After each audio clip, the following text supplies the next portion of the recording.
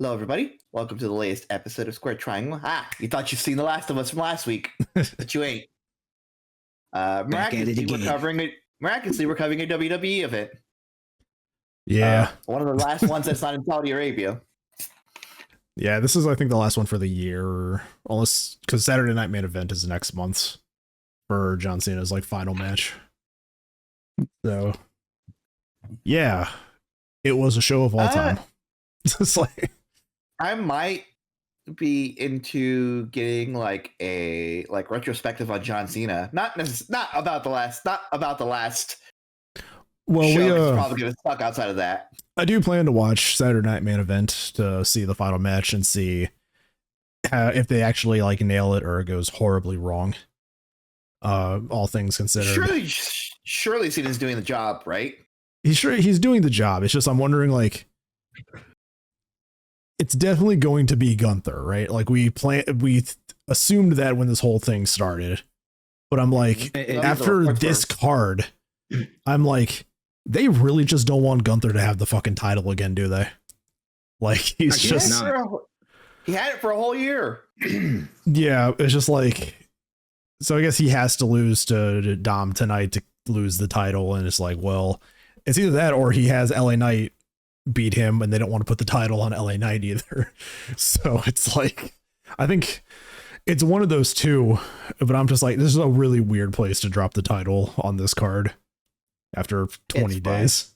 So yeah, but it wasn't out of the ordinary, I didn't expect Cena to just walk into Saturday night's main event as Intercontinental Champion. So, it was fine for what it was, but, yeah. They just, this whole retirement tour has kind of been speed ran and not given a lot of love. It feels like. I think they thought they had more of a plan than they thought, more time than they actually did. I think The Rock was supposed to be involved. Well, that too. But I think in the beginning they were "Oh, we have this really good plan," and they're going by the plan, and then something happens, and they're and something being The Rock bail, and he's "Oh, peace out, y'all." I legitimately believe they're struggling to do this retirement tour because The Rock was supposed to be a constant presence through this, and he has not been. So it's just kind of without Travis that, Scott, they're fuck. And then Travis Scott's gone too. It's what the fuck are we doing here with John Cena now? Yeah. Yeah. So they've had to hard. I think they've had a hard pivot, which I think I will say for as much as they've had to pivot without Travis Scott, without The Rock, and all of that, I've seen worse retirement tours. Yeah, it's just man, though, this has been a weird one. It's I will say this is at least better than all of Terry Funk's retirement tours. Yeah. All 50 of them? Yeah, exactly. I think with John Cena, I think he's going to retire and be done. He's not going to come back for, cheap pops or anything. I think John Cena's I'm out. I'm going full-time Hollywood now. Don't worry. You'll still hear him in Honda commercials on the radio. Yeah, I think he might make appearances on Raw or an event or whatever, but I don't think he's not wrestling. He might, at most, he'll run in and hit someone with a chair or something, and that's it. Yeah, because I think he said that over the years, I think he can't do some of the things he used to do, he can't lift 375 over his head like he used to, so his body is breaking down, age is caught up to him, so he can't lift 375 over his head. I know it is. That's why he had to. I know what he means. That's why he had to add it to the adjustment Finn Balor and a sentient Funko Pop in this. Yeah. We were shit talking JD McDonald the entire time watching the show. One of the guys I watched was he's a sentient Funko Pop. This card had. There, hopefully, maybe these things will actually have some fucking value. This card had 4 matches on it. A majority of the time, equal time, even dedicated to the Wargames matches. I'm glad they didn't really rush either of them. 40 minutes is a solid time.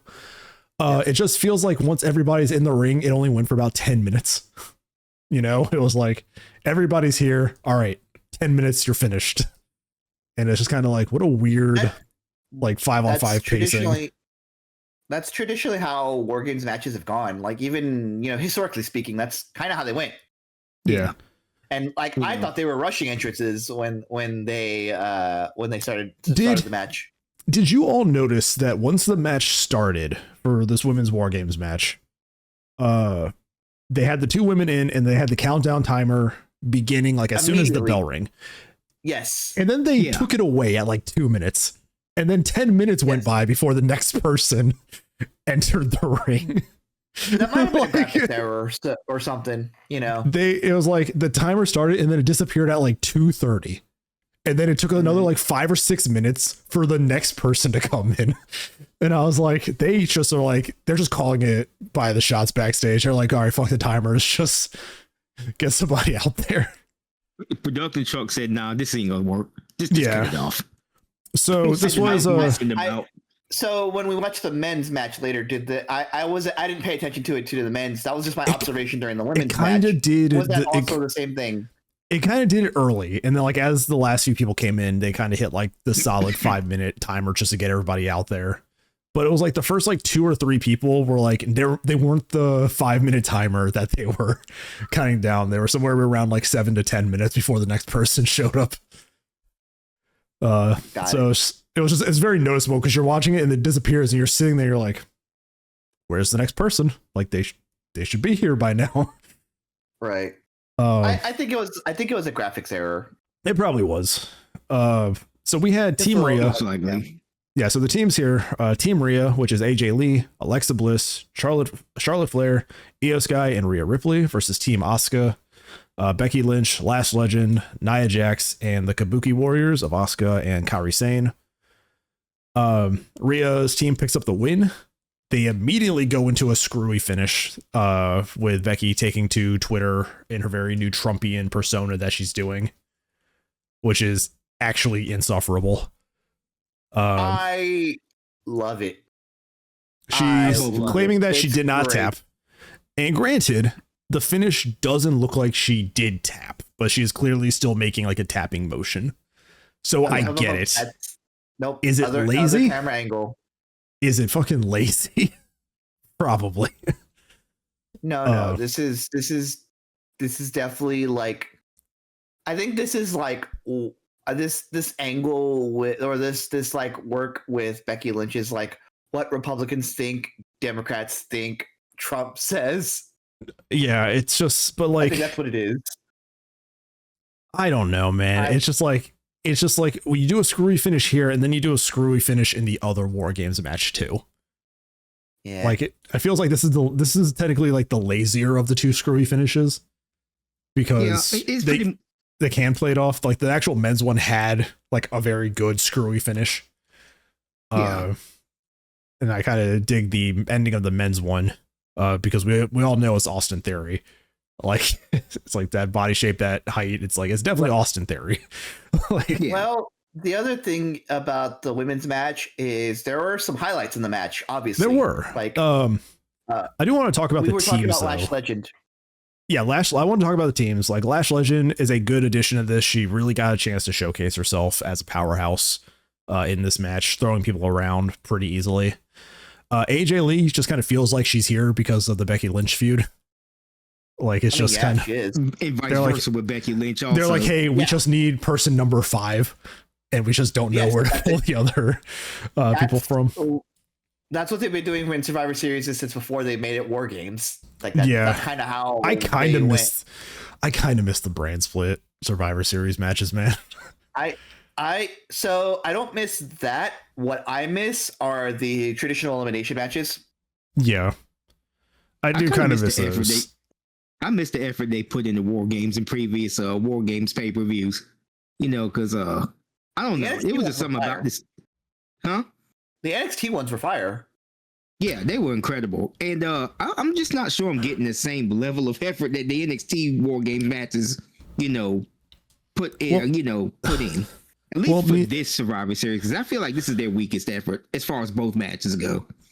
I mean, Triple GTP right now is like trying to book his shit, not even at the office anymore. Like it's Triple GPT. You're feeling it now. Like, granted, there were a few good moments on this show, but I was thinking about it earlier, and it's just moments. I don't give a shit about these matches.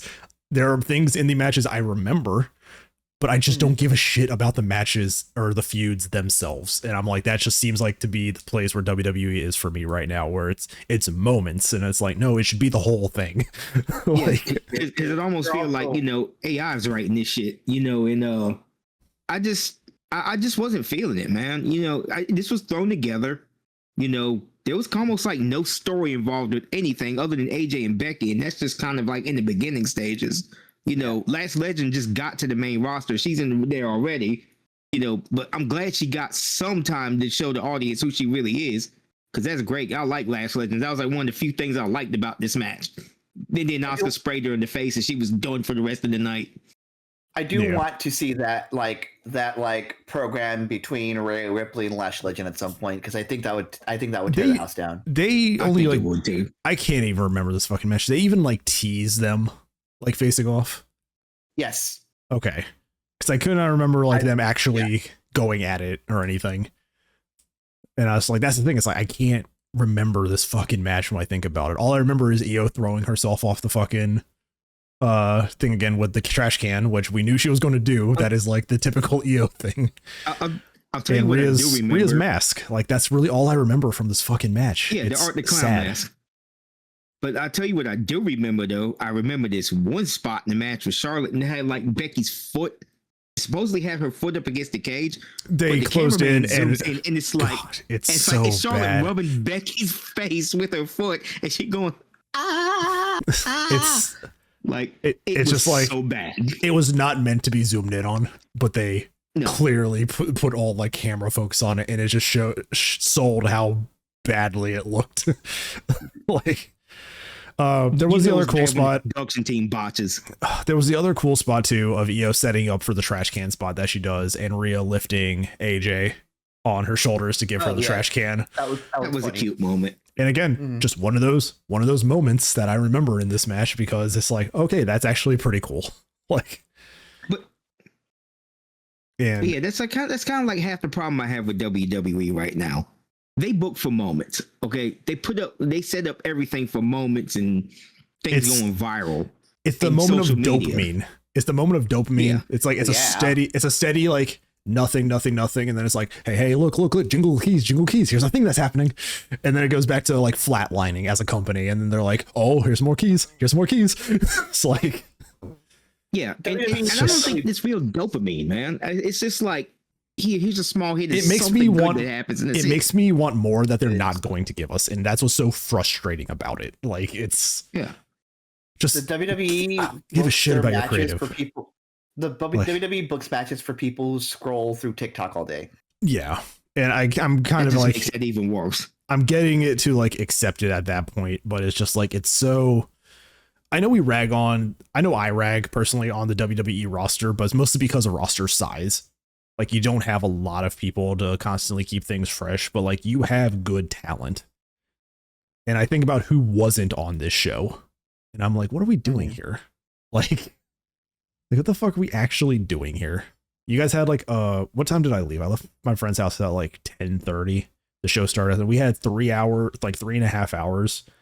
And we had, again, about just under 2 hours of wrestling. Like, the ads, man. When we watch AEW shows, we're exhausted because it's nonstop. Like, that's the thing. There's no breaks. It's constant match after match for like 8 to 10 matches. With this one, I'm so tired watching WWE pay-per-views because it's like a quick bit of action, and then I sit there for 20 minutes waiting for the next match to start.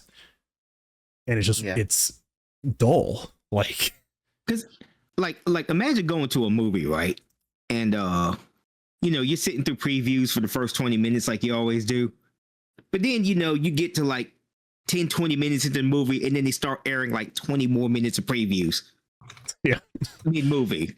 This is how this shit feels, man. And it's just like, I don't want to sit through this like this. It's also what gets me is like, I felt like this women's match was starting to pick up.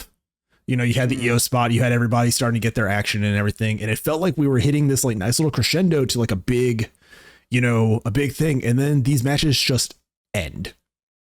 And it's just like, where's the rest of it? It's just kind of like that.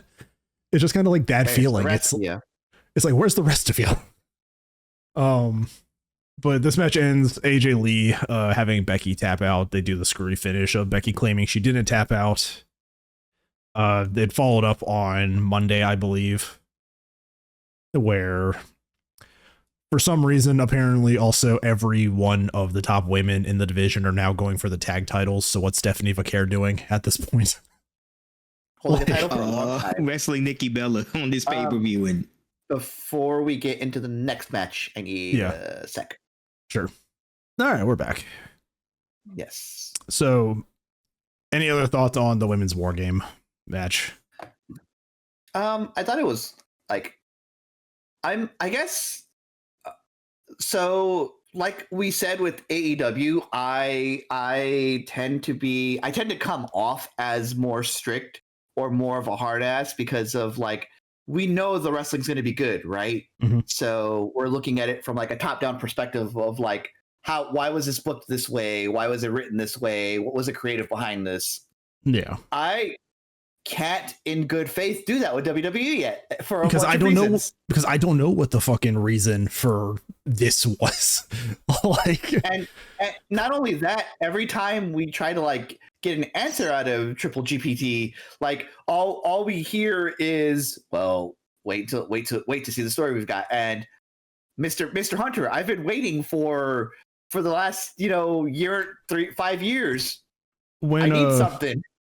While you stepped away, we brought up what I think AEW needs, or what WWE needs to take from AEW to freshen up the booking. And that is, at the end of these title matches, just there's no rematch clause. You have to cycle your roster. Yeah. Like, hey, Lyra lost the Intercontinental title. Becky has it now. Okay, Lyra can't go into a several week feud trying to get it back. She's now the back of the line. So now you build her up getting back to it. You got some flickering stuff going on camera there, X. Oh, give me a second. It's a good thing we don't have a whole lot to talk about for this show. No, we don't. So, as I was saying, before the technical, Deck is right. We don't have a lot to talk about for this pay-per-view, so the technical issues are kind of fine. WWE is botching my shit now too. I think it's just like whenever when there's a definitive finish to these fucking feuds, like when there's something that feels like this is it, it's over. Put new people in the fucking position. Stop running these feuds. How long has Asuka and Kairi been feuding with Rhea and Io? Can anybody give me a fucking number of months? About 3 or 4 months now. In some way, shape, or form since like WrestleMania. Yeah. It's just too long. Like, it's way too long. You know what? And I was telling Sharky during the break, it's time to bring some people in. You got like, 3 different rosters now in a partnership with NXT. TNA. Maybe it's time to bring some people up. Look, let's skip the Dom match for right now, because I think that is the best match on this card.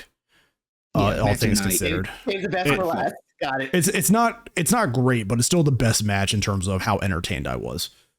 Yes. But like we go to Stephanie Vaquer versus Nikki Bella, which is a absurd fucking matchup in 2025, if you ask me.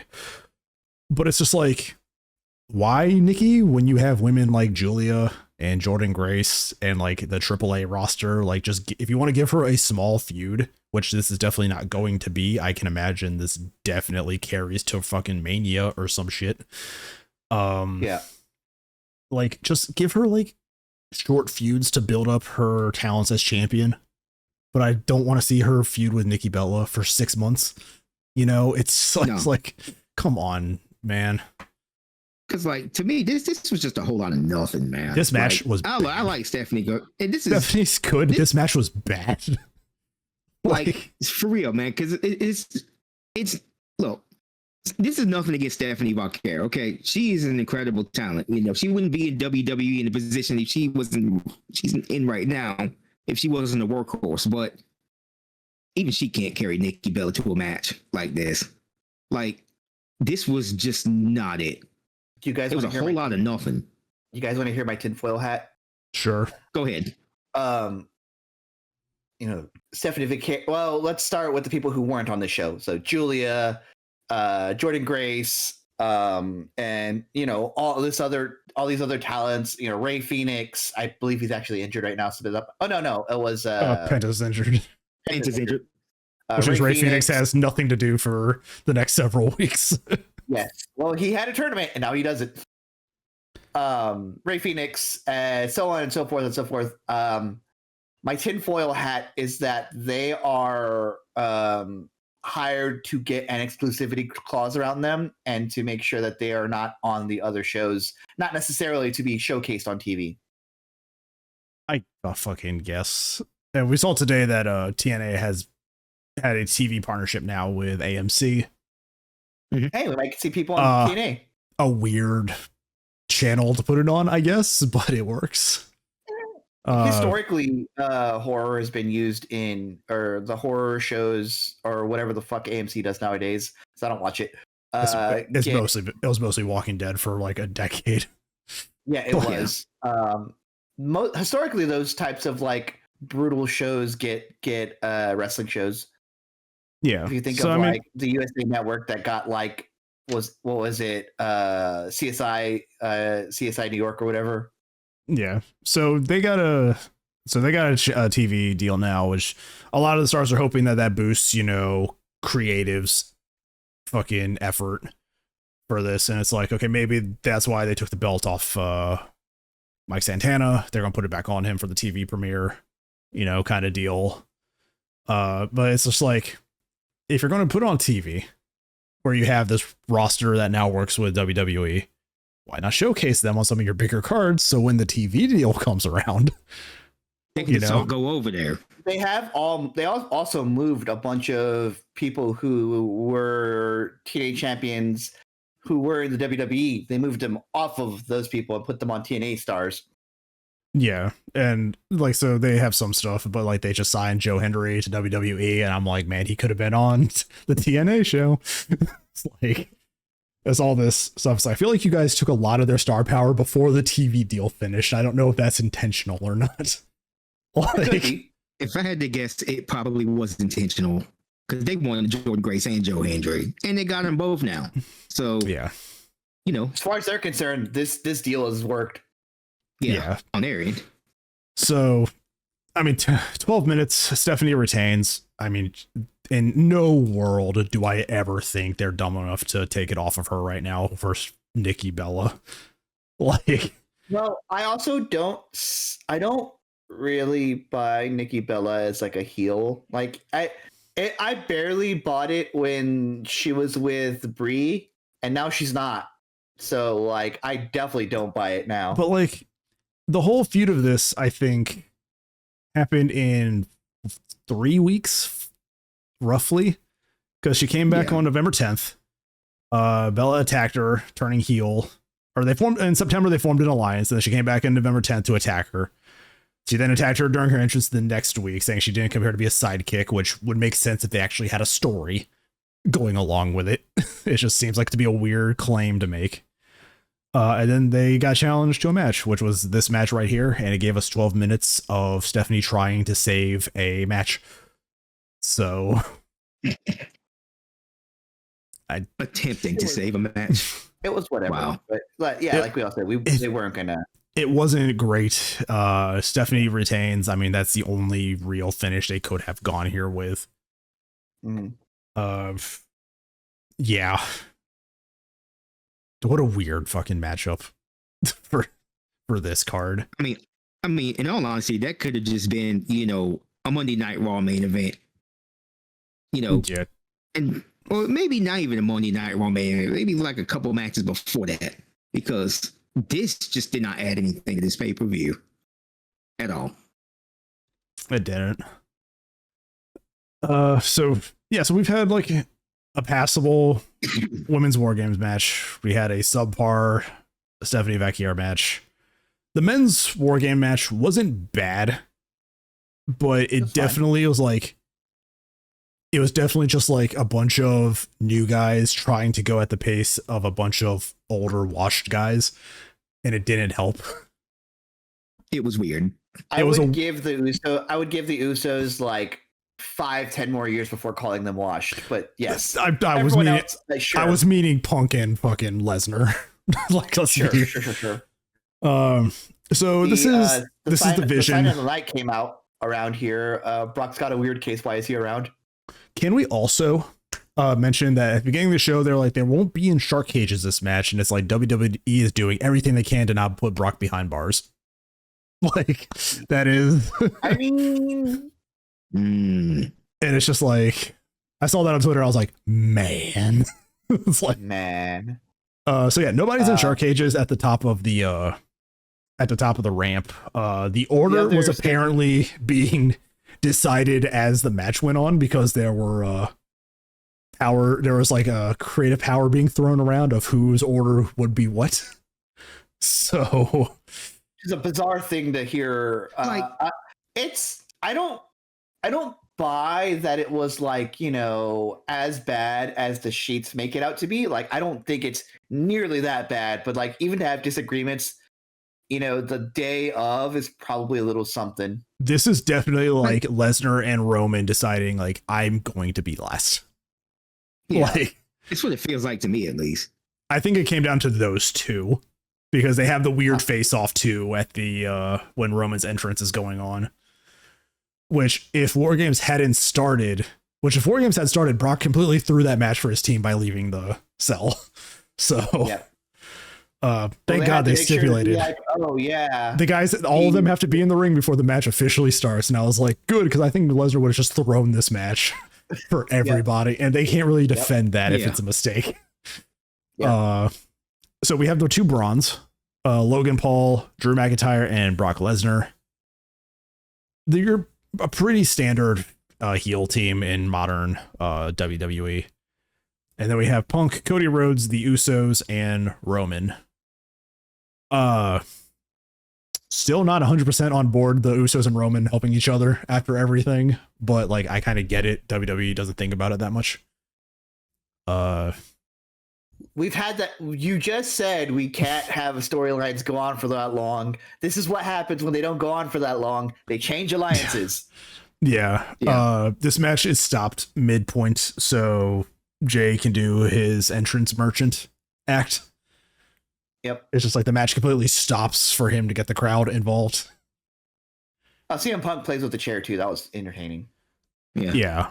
Braun Breaker almost breaks his neck at one point in this match, because he gets like Braun almost fucking dies. He landed right on the back of his neck, and I was like, holy shit. 2025 Wargames, aka Braun's fucking dead. It's like,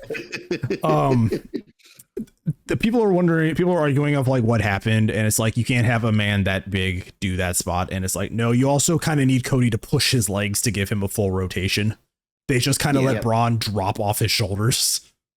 And they took the camera off of him for a while. And I'm like, they have legitimately concussed Braun Breaker in this fucking match, and he is no longer here to do anything. I think a lot of it is also they wanted to get like a medical person over there to be like, hey, you good? Put a light in his eyes. All right, he's good. How many fingers am I holding up? Yeah, exactly. Does your neck still exist? It's like, so once everybody's in, at this point in the match, or like at the end of the match, we have Roman coming out. Him and Brock kind of battle it out outside of the ring a bit, and then we get everybody back inside the ring. At this point, brass knuckles have been introduced, tables have been introduced.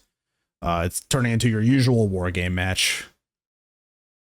And it seems like the faces have the advantage when everybody's like kind of out, but the faces are kind of getting back to their feet and everything.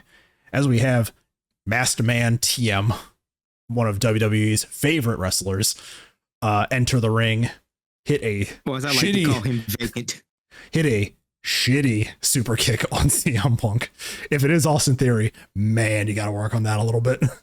And then hits a stomp, and then Braun Breaker, I believe, hits a spear on CM Punk to win the match for the face team, or for the heel team.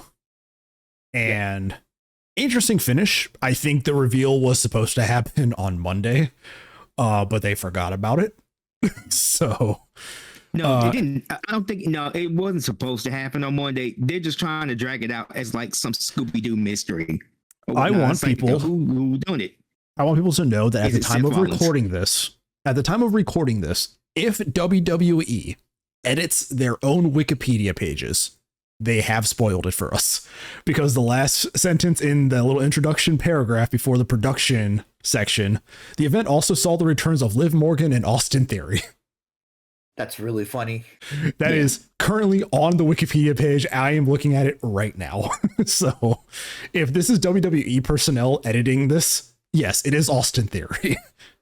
That begs the question, do y'all even care anymore? Like, seriously. But like, I feel like you can tell though, like it's the individual under the mask is taller than Rollins, so it's not Seth Rollins. They've already talked about wanting Theory to join the Vision fucking weeks ago, like in interviews and shit. The body type doesn't strike me as like a Grayson Waller. It's very slimmer, but like broader shoulders. And I'm like, this is Austin Theory. Like it is a very distinct figure. See, and the problem I have with this is, you know, and I want the best for Austin Theory. You know, I want them to actually kind of, you know, make a serious effort to do something, because he could be a major star. My issue with him is, why do we keep bouncing from faction to tag team to faction as a heel? I thought he was supposed to have some face when he was supposed to go on when he got back. Austin Theory, for me, is the same thing as this company's Wardlow.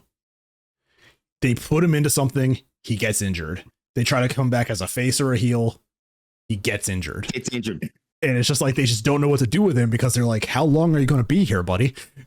Like, so I think he's in this weird spot of, they just don't know how long it's going to be before he's injured again. So it's like, what are we doing? We're just going to keep bouncing him from faction to faction and not actually like try to do something with him. I don't know. It just feels weird to me, but you know, I hope this thing with Division works out for Austin Theory, because I do think he can be a major star in this company.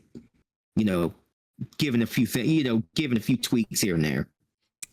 I am going to bring up to the people on Twitter saying that the person who stomped was John Moxley. Have you seen his body shape? You guys are morons. This is not John Moxley. John Moxley would be gassed trying to climb that cage. Like, also too short and not wide enough. Yeah, John Moxley is bulky. Like, these are also the people that think TNA is going to be the number 2 company in the world.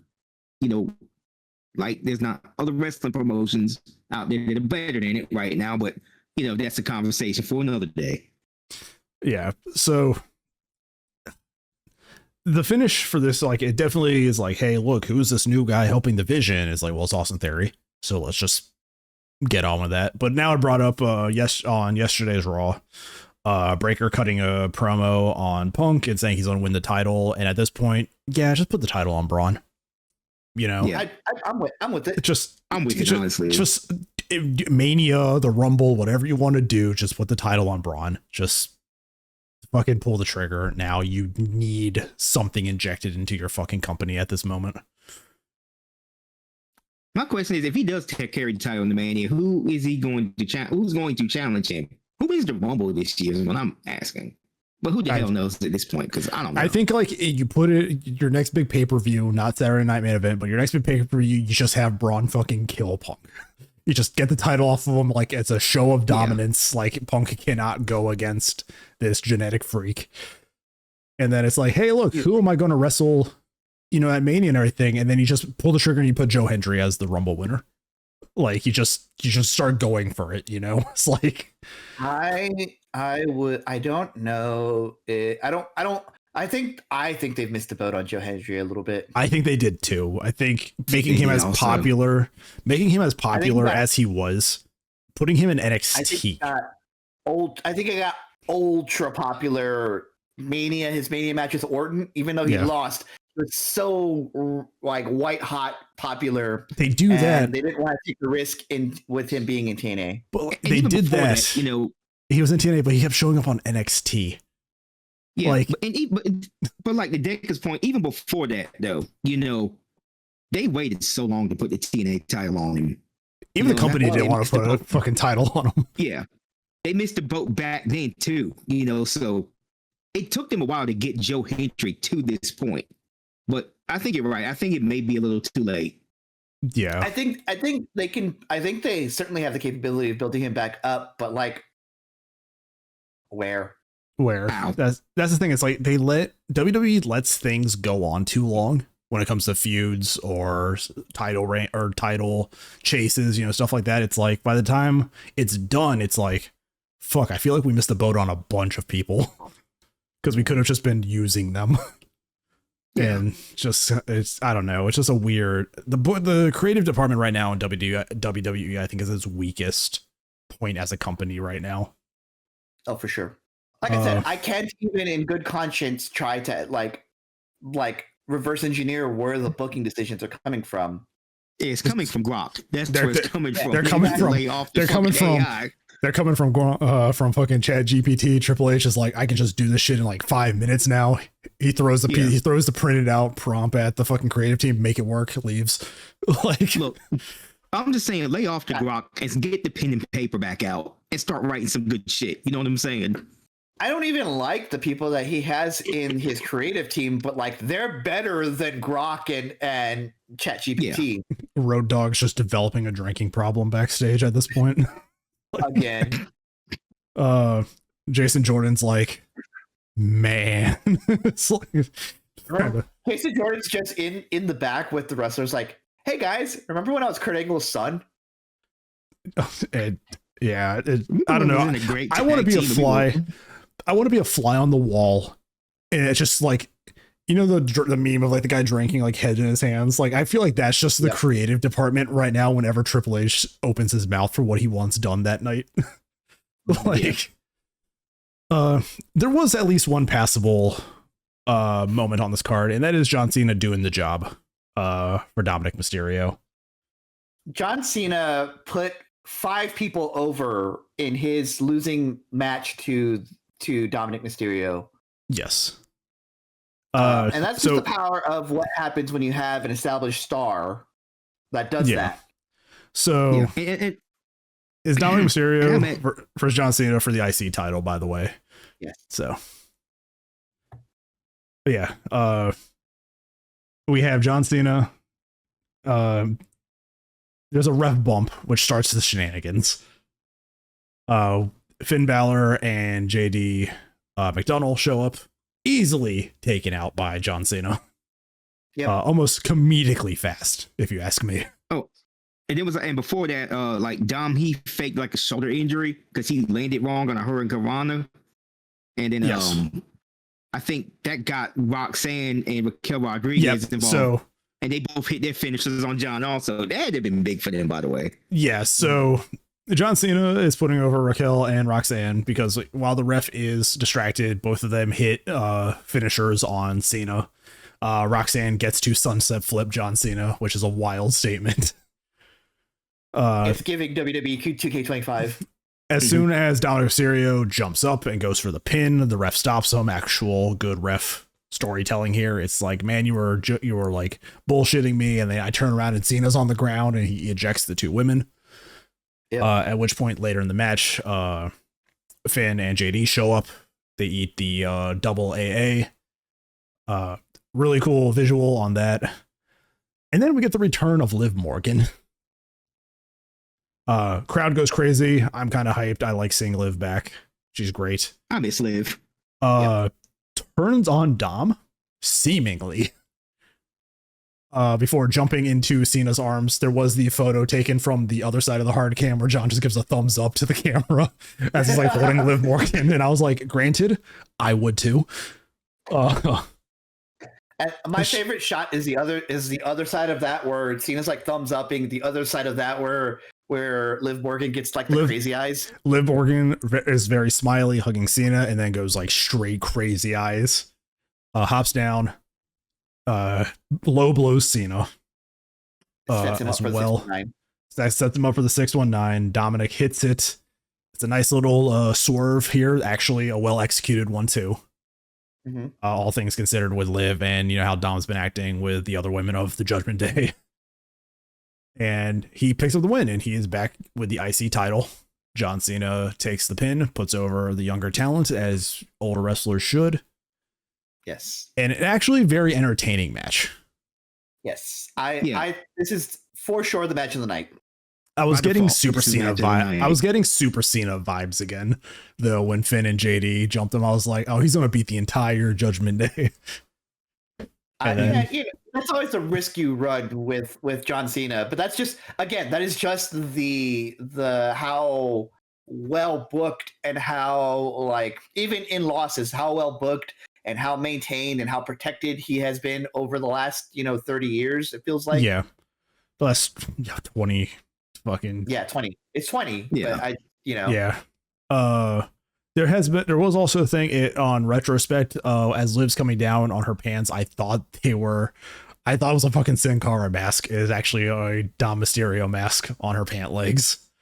Yes. So in retrospect, I was like, okay, no, she was definitely never gonna fucking turn on Dom. Well, but they got you in the moment. They got you in the moment. And that's the thing. It was the moment. But this is one of the matches I remember a lot of, because it was actually a well-paced, well-booked match here. So it's I appreciated this one. This was definitely the best match by default because of how well this was put together. Despite the rest of this pay-per-view, they always managed to give Cena a well put together match against anybody. And like I said, this was a big moment for the Judgment Day, all of them. Mm-hmm. And hopefully they carry that momentum over, because Cena did so much for them in this match alone, and I think it just kind of brought them back up. Well, we are still teasing the breakup, because on Raw, Dominic cut his promo about how, winning it has put himself over. He thanked the Judgment Day, but Liv interrupts, saying that she only returned because the group was falling apart, and that the Judgment Day now runs Raw. But it's very obvious that Dom and Liv are probably on their way to a face turn, with the rest of the Judgment Day being heels. So because I guarantee they're still getting cheered. Like, they're heels, but Liv and Dom are still getting cheers from everybody. Yeah. So it's just one of those things. It's like, turn them face. You'll have just like the perfect babyface couple, and you have a built-in heel division of heel group to have them feud against. But this was definitely the better match on the card. This was Cena's last Survivor Series. He has one match left, which is Saturday night's main event, who will be the winner of LA Knight or Gunther. And I'm actually kind of surprised it's come down to those two. Like, we've talked about it for a while. It's like, I can see Gunther being the one to retire him, to get that, push from it and everything. But the day I was thinking of, and I was like, it would have actually probably made more emotional sense to let Solo be his final match, because of his rivalry with Umaga. Well, Solo's one of the only ones who also has a clean win out of everyone in the tournament over Cena. Yeah, I was thinking about that. I was like, one of the best rivalries of Cena was with Umaga. Yeah. Why not let Solo be the one to retire Cena? What we're not going to do is go back and say 2007 was a good era. However, John Cena and Umaga was fine. Yeah, I really enjoyed that feud. In an otherwise subpar year. Yeah, but it's like, when people think of like John Cena feuds, it's like Edge, Umaga. Like, it's definitely those two. One of them you can't have. He's somewhere else right now, and the other guy's dead. So why not his? Why not his offspring? Edge is off doing TV shows, and he's in another company, so that wasn't going to be a thing.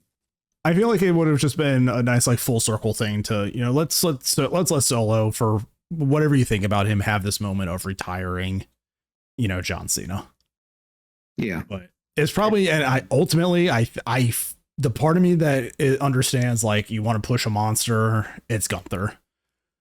But then I also feel like it's going to be Gunther because WWE doesn't give a shit about LA Knight. So they're not going to let LA Knight win this one. So, in fairness, I see the vision with WWE not like LA Knight. He's fucking old. But he's over his shit too. And it's just like, why? Yeah. Yeah, I get it though. You want to build Gunther for the future, so why not make him the man who retires Cena? It's just the case. Just Triple H has his people, he wants to put them over before everybody else. sure. LA Knight managed to get over on his own, but Trips ain't fucking with him like that. Yeah. He's not one of his. He ain't fucking with you, big dog. Nope. Yeah, no. But the problem is he can't really go anywhere else. So he's just got to kind of take it. Like he can't go to AEW because they're being more selective about who they pick, and B, what the fuck is he gonna do over there? Just go back to TNA. Or the NWA. That's Or the what NWA. for WWE. NWA probably needs the roster people, so you go back. It's like but yeah, so overall, like it's a card of all time. Sure is. It's a card of all time, and I know, like, what, 2-3 weeks from now we're gonna watch another AEW pay-per-view and be exhausted for a completely other reason of, like, there's just too much happening.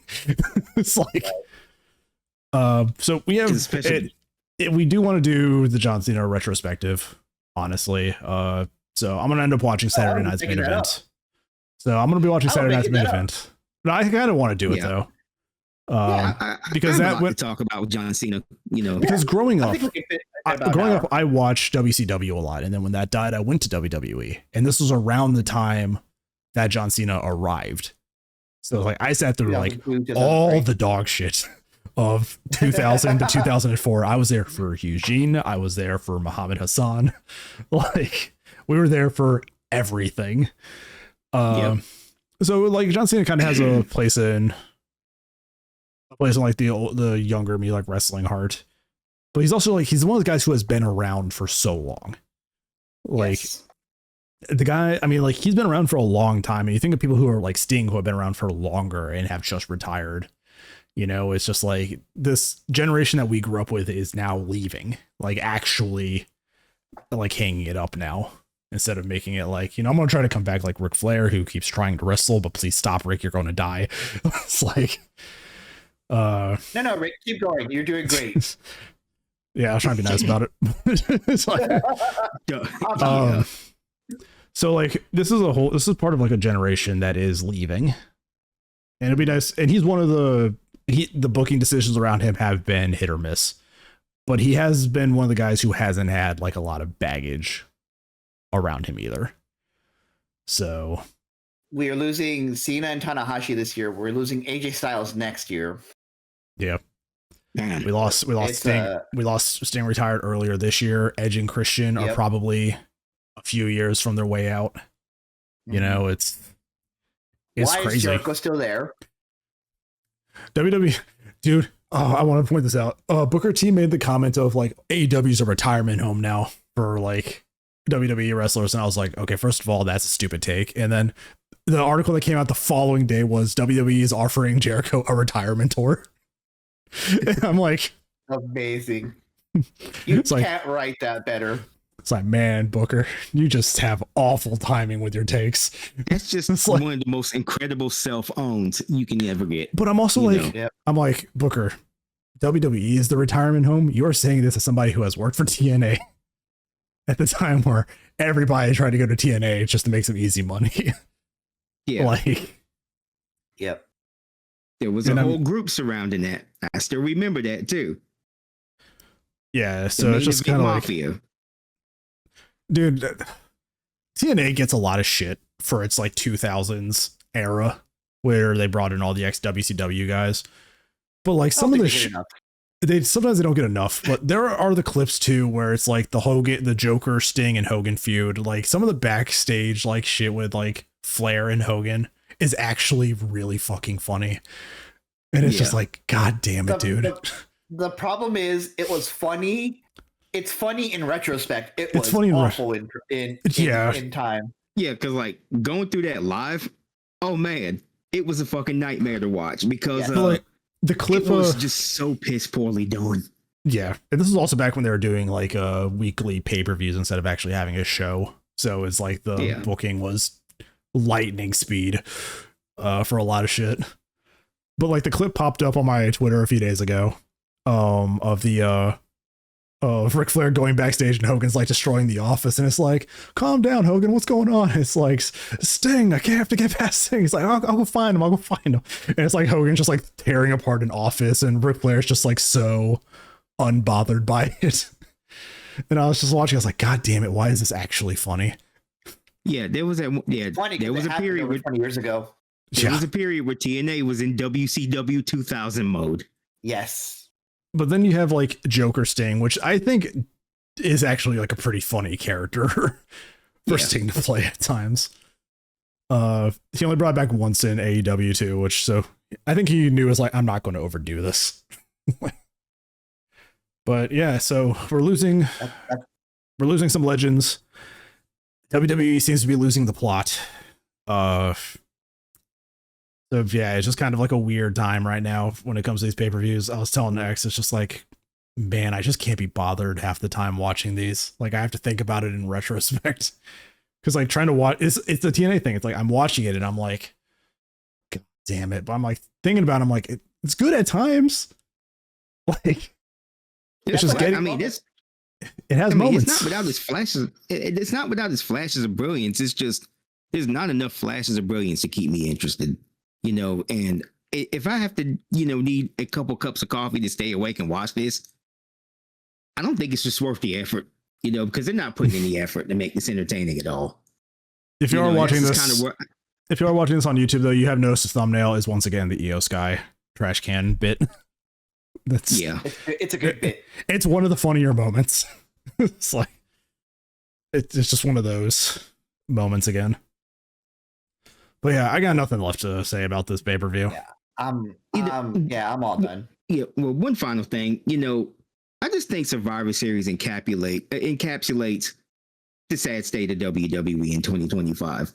Like, I wish, outside the Evolution pay-per-view, which was really good, by the way, the women carried this company the whole year.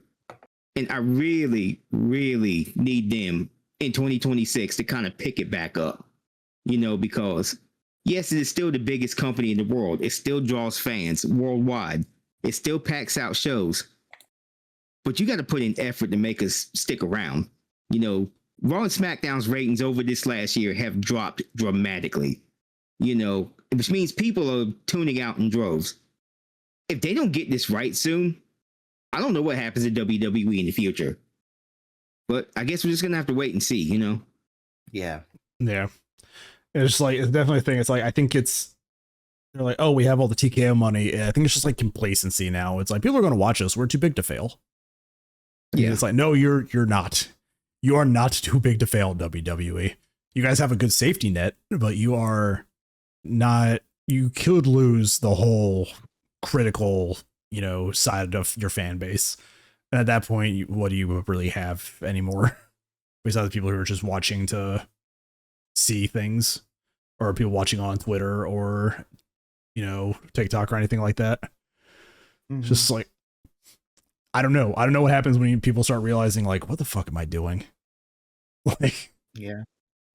But I don't want to be like too negative at time. It's just, it is hard to find interest in watching these when this is the quality of shit that we have to watch. Yeah. Like the whiplash between an AEW pay-per-view and this, it's like, it is neck shattering. It's like, but, and I was going to tell next, it's like, AEW will have its low points. Yes, every company will have its low points, but at least with AEW, I'm tired because my neurons are firing for like 5 consistent hours. Yeah. With this one, it's like, you're starting to get my synapses going, and then you end a match, and then I sit there coming down off that high for 20 minutes. And then I get another match, and then I sit there for another 15 minutes of ads. Like, I just want them to do better. I want every company to fucking succeed at times. Because it's like, the more you succeed, the more your roster succeeds, the more your roster will give a shit. And we can actually get good wrestling out of it. Yes. I want to be here for the story trips. I don't want to be here for the moments. I don't want the scene. I want the entire book. Like, it's just, it's just more cohesion, please. More, make it make sense at the end of the day. That's all I got. That being said, I think we have 2 aside from Saturday night's main events, I think we have 2 in December. We have Wrestle Dream. No, it's in January. No, Wrestle Kingdom's in January. I think we got World's End. We have World's End. Which will conclude the Continental Classic. That's on December 27th. And God, this is going to be one hell of a Continental Classic this year. I'm excited for this. Okada's already lost. Yeah. So, and then we have Saturday night's main event, which is December the 13th, which is going to be on Peacock, or I don't know if it's going to be on NBC or not, but it's going to be on Peacock. It's Cena's final match. And there's also going to be like a lot of exhibition matches between the main roster and NXT talent. So I'm really interested to see how that goes. But I think that's it for 2025. Yeah. And 2026 is going to be weird because by the end of 2026, a lot of shit starts going to Saudi Arabia. So, is it the Royal Rumble is in Saudi? Yes. Yeah. It's Royal Rumble's in Saudi this year. Yeah. So we're unfortunately not going to be talking about that one. But yeah. So 2026 is going to be an interesting year based on just where locations of things are taking place. And hopefully with a yearly reset, everybody can kind of find their pacing again.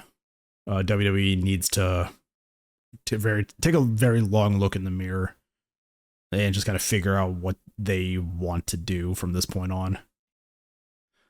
Because at some point, people are going to stop showing up. Like, you're going to start realizing, like, oh, people are not watching us anymore. So, I don't know. But hopefully 2026 can see some improvement over all this. Because I wanted to. I want to enjoy wrestling. But I have nothing else anymore. So, thank you guys for watching. As usual, if you're listening on Spotify, you can watch the video on YouTube. If you're watching on YouTube, you can listen to us on Spotify. All of the episodes go live at the same time. So if you're in a drive or something on the way home Friday night, you can definitely listen to us on the way home. That's how I usually listen to my podcast, on the way home from work. But we will see you guys for Saturday night's main event and then World's End. And that will conclude season 2 of Square Triangle. That is all of 2025 for our show. So season 3 will be all of 2026. Yep. All right. So we'll see you guys later. Take care, everybody. Bye, everybody.